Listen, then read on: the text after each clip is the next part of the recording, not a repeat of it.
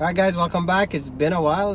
We were out on vacation and we just got back. So I'm here with one of the little ants and we're driving to go get some fast food. But today's video we're gonna install the manual boost controller on the 93 MR2.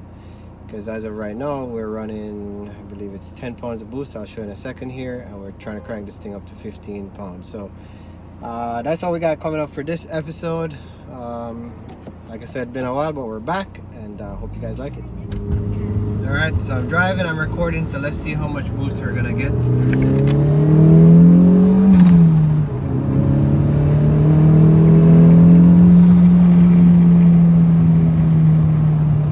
right, so that's where we are, and now we're gonna go ahead and start with installing, or we're gonna head back. And we're gonna install this manual boost controller. I know it's probably kind of shaky, but alright, so we're heading back. We're going back to the house, getting the car back in the garage so we can go put this manual boost controller in place. But we gotta do a fast food run, so we stopped at the Chick-fil-A, and now we're going to, I think we're going to either Burger King or McDonald's, so we're gonna get some food for the baby ants. And then we're gonna head back home and start wrenching on this thing. I'm gonna have to obviously let the car cool, because no rush, no need to try to burn your hands trying to put that boost controller, because it's pretty close to, well, you gotta work with the hoses on the turbo, which gets pretty hot, as you guys know, once you take it out for a spin. So yeah, we're just having a nice cruise here on the weekend, enjoying the MR2, and we're gonna bump it up a little bit, get some more power out of it. So yeah, here comes the work on getting this boost controller installed. Alright guys, so we're back in the garage here, and we're about to get ready to go work on the 93 to get this manual boost controller put in place.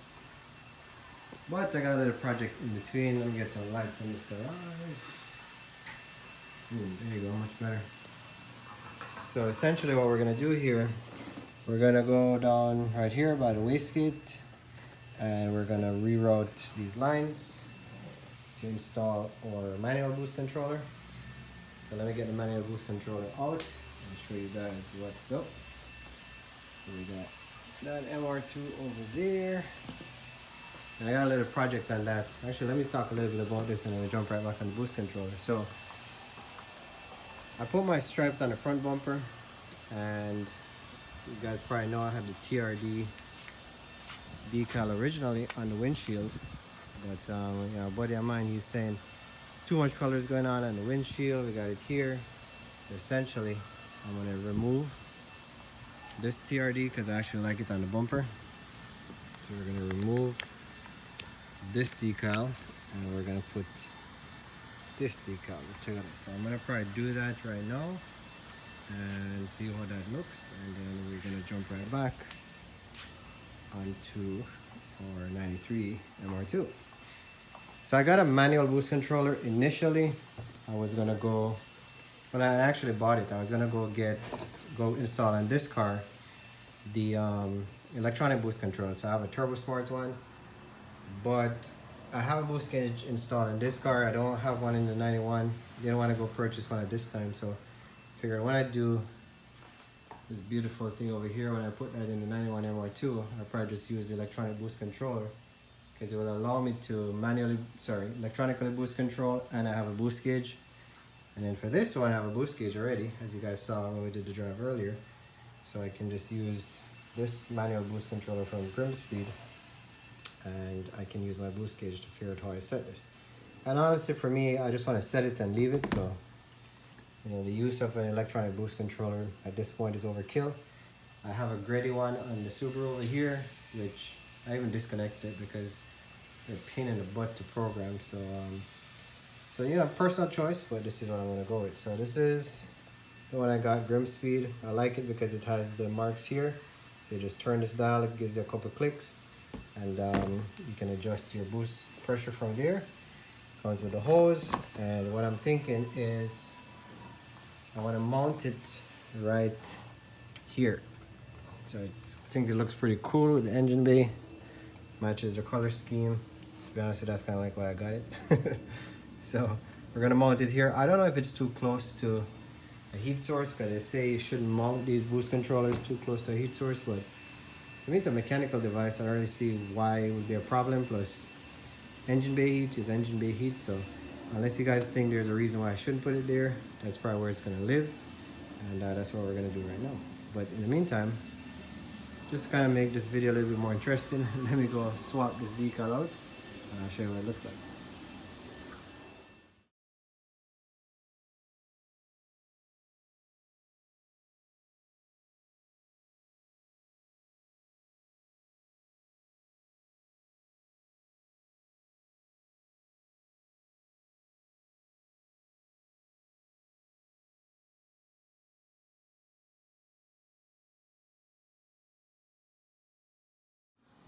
Alright, so it's getting a little bit dark on us here, but I was able to get it on. I didn't want to do it in the sun today, it was just too hot, and you know, with this vinyl, when it's super hot, it kind of gets sticky, and sometimes it doesn't go on too well.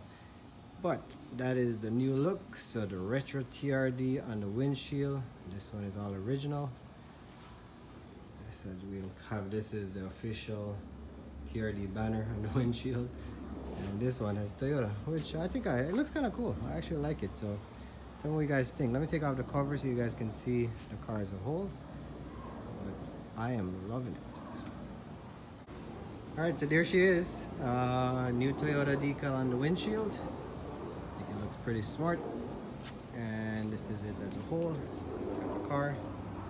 So now I won't have right there. I will have that little TRD and that TRD retro colors going on. I just have it on the front bumper. It looks better, man. What do you think? You like it? Oh, I love that car. That car is like, when that car first came in here, it was like horrible. Like, I couldn't believe they changed that car. It's a beautiful car. This is a nice MR2, 1991. Yep. Yes, there you go. 1991 MR2. If you guys were following the channel, you remember when we first got the car, it was me and Rafael that went to go pick it up from the transporter. So, and we pushed it into this little spot right here. Right here. We pushed it right in here. And at the time, he looked at me and was like, "What the heck did you buy?" Rusty. He thought I was crazy. Guys, I'm a witness. That really happened. I'm a witness. Serious, 100%. Yeah, he thought I was buying a junk, and he was like, "We gotta put this in this community." That's right. And look at this car now. It's yeah, look at it now. Now it's turning heads. Yes. Snapping necks and turning heads. It has new Toyota letters now, brand new. Yep. It looks nice. The lines, color lines, perfect. Yep. Enjoy, Ryan. Enjoy your car. It's a beauty. All right, man. All right, I see you around. Cool. All right, so we're finally back on the 93 MR2. It's been a while. Everybody's been seeing the 91, and you still saw the 91 in this video. But anyways, on the 93 today, we're gonna put in the manual boost controller. So it's the Grimmspeed. So here it is. I already kind of cut the wires already, and I'll show you guys how I'm gonna route this. So we have this one goes to the wastegate, and the lower port, this goes to the actual turbo nipple on to control the boost. So it's kind of easier to show you guys on the engine I have on the rack versus the one in the car, because it is kind of tight in there. So we'll just show you guys on the engine here what we're going to do. Essentially it's the same exact thing. We're just going to do it in the car, and it's easier to see. So if you can kind of get around here, you'll see you have the compressor side, there's a nipple right here, and then the wastegate side, there's a nipple as well.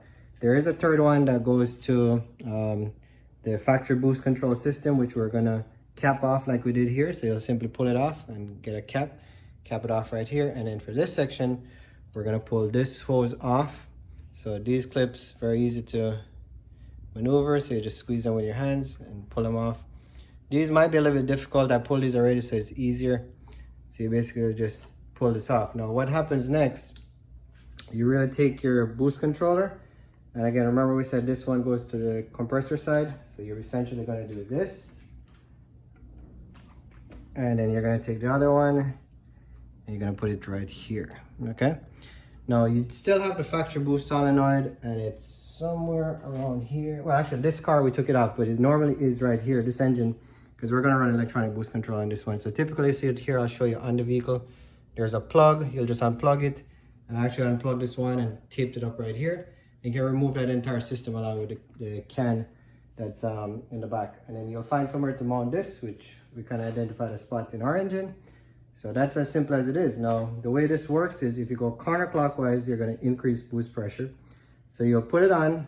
We recommend turning this all the way out.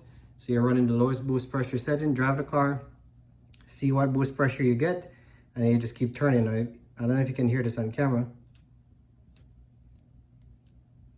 If you can hear it, you'll hear some clicks. For every click, it's about 1/4 of a PSI. So 4 clicks will be 1 PSI. So let's say when you drove the car, you're at 10 PSI, you want it to go to 11 PSI.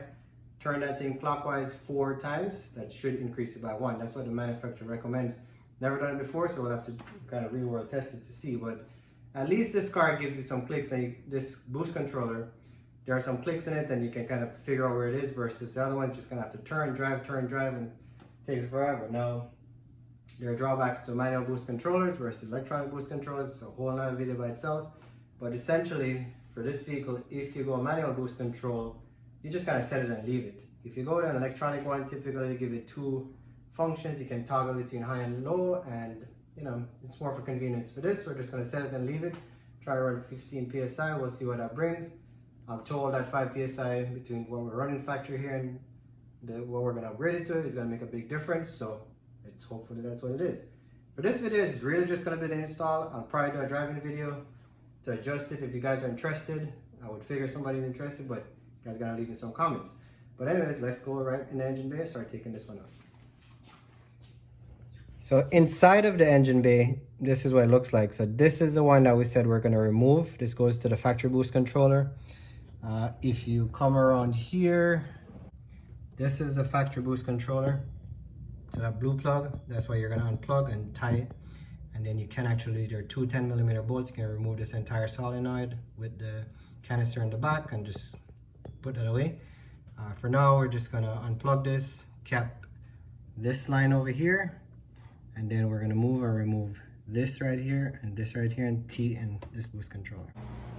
As you guys can see, this hose is actually was on its way out anyways, so it's cracked. So there you go.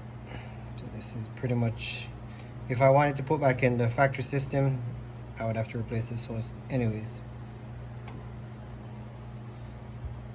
Alright, so we're gonna get a cap on here. And I have 2 sizes. I have this blue one and I have a red one. I'm pretty sure I tried a blue one before and it was probably too small. We'll try again. We'll just cap this off.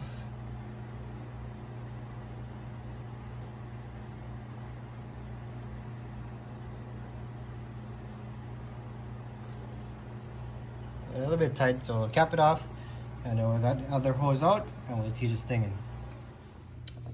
All right, so we got this piece here. I don't know what you call this part, but the part that goes to the boost controller, we got it capped off, and I put a little clamp back on, the one we took off, and then I pull the clips here. If you took the intake out, it would be much easier, but it's not by any means difficult to do. So you just pull these things or squeeze them in, and then you just slip this hose off, and hopefully your hoses are easy to cut off. If they're a little bit crystallized, then it's gonna take a little bit of time to get it off, but you just mess with it and just pull it off. Should come right off. Let me take these clamps off here so I'm not tearing up my hands.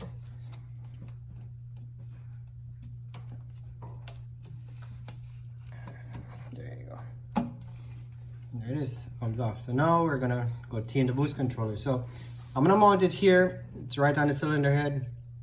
And I'm gonna route everything, which you'll see in a second, but let me know what you think. Is this too close to the heat source? You know, some guys put over here. I kind of like it there, so I'm gonna try that, see what happens. On to the final stages. You're gonna take your old clamps, you're gonna slip them over. Now this is 1/4 inch vacuum hose that I'm using. It's pretty much the same as what we took off. If you look here, pretty same thing. So 1/4 inch, if you're curious what vacuum hose to buy. I wanted the routing to be as clean because there's a lot of hoses going on in a 3S engine. So just kind of, you know, ran the hose so it kind of falls in line with the rest of them here. Gonna put a 12mm bolt into the cylinder head right here with a little washer, and it fits perfectly. I just really hope heat is not an issue.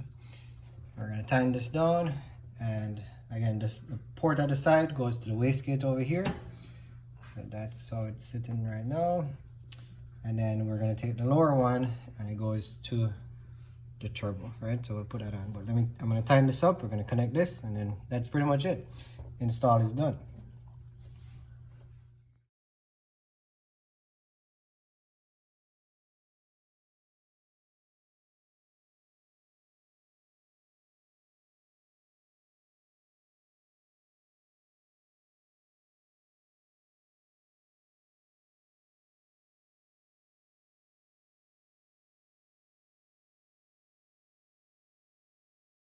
Everything is installed. We got the manual boost controller tightened up, and I put a split washer there so I don't think it will come loose. I also put some blue Loctite on it to kind of help keep it in place. So we have everything going. This blue connector, we're gonna disconnect it. I'll have this taped up, put it like right here, tape it up, and then eventually I'm gonna pull all of this off. Now you could easily just, the old hose you took off, just cap this here and leave everything in place. It's not gonna make a difference, but you know, I want everything, if it's not in use, I don't want it on the car, so I'll remove that. But this is basically how you install a manual boost controller on your MR2. Next will be, we go out and we drive. We're gonna drive, we're gonna, you know, take your time, don't just go pedal to the metal because you don't know what boost pressure you're gonna be currently running. So go, drive the car, see what the maximum boost pressure you get. So let's say you get 11 PSI, you're trying to go to 15. Just keep the clicks. 4 clicks is 1 pound based on this design from what they say. So you turn them on the clicks until you get it right, and then that's good to go, you're boosting. So again, I'm gonna wrap the video here because I think we're out of time. If you wanna see a video of me tuning it and driving it, send me the comments real quickly and we'll throw together something because I'm gonna tune it, drive it and tune it, probably not today, but you know, pretty soon. So with that said guys, we're back. Hope you guys liked the video and I'll see you on the next one.